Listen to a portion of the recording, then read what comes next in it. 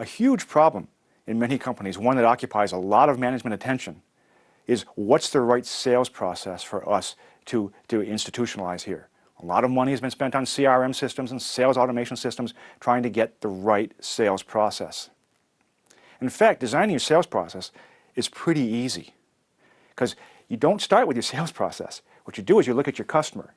The fact is your customer has a buying process they go through. They go through a series of steps over a period of time, and at some point they make a buy or no buy decision. At each one of these steps in their buying process, your customer wants something from you.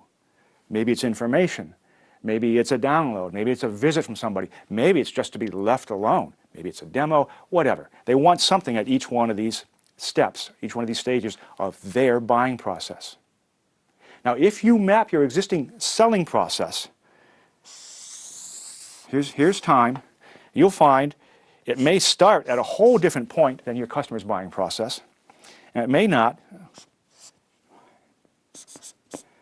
be oriented or correspond to their buying process at all. And at various points in your customer's buying process, when they want something from you, you're actually shipping them something out of sync that they don't want. So you're giving them stuff at times they don't want it, and you're not giving them the right stuff. So if you compare your customer's buying process with your selling process, you'll find that the steps don't match up, and the things that are exchanged, the information or the value that's exchanged at each point that your customer wants something, doesn't match up either. So how do we fix this? How do we design a selling process that works in sync with your customer's buying process?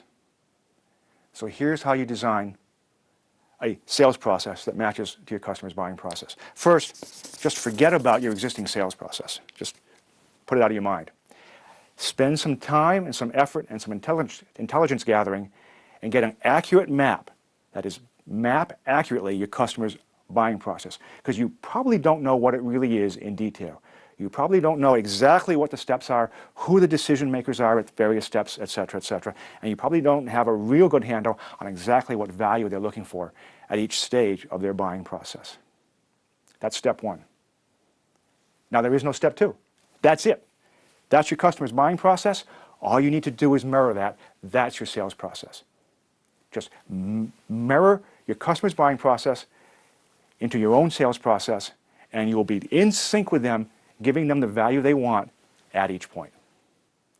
Now, this is the reason so much money has been spent on CRM and sales automation with almost no result. I mean, that's because people have been automating their existing sales process, or they've been changing their sales process to match the process that the software does, but neither their existing sales process nor the software matches the customer's buying process. So you need to understand your customer's buying process. Now, yeah, every customer is individual. Every customer does something a little bit different. But if you're selling, a reasonable volume of goods every year, chances are each class of customer is going to have a very similar buying process, and you need to understand that. Now, how do you understand that?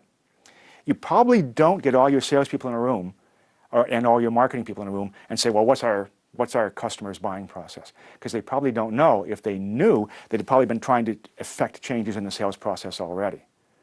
Maybe they are, and you're not listening to them, so that's a problem. But more likely, you need to dig a little deeper into your customer, get a little closer to them to understand what they really do. I mean, what really kicks off the buying process? Who really are the decision makers and the influencers here? What's the political process, the management process inside your customer's enterprise to make that kind of decision? And who do you need to influence? You probably don't have as much information about that as you need to understand exactly what happens, when it happens, and what they want from you at each step.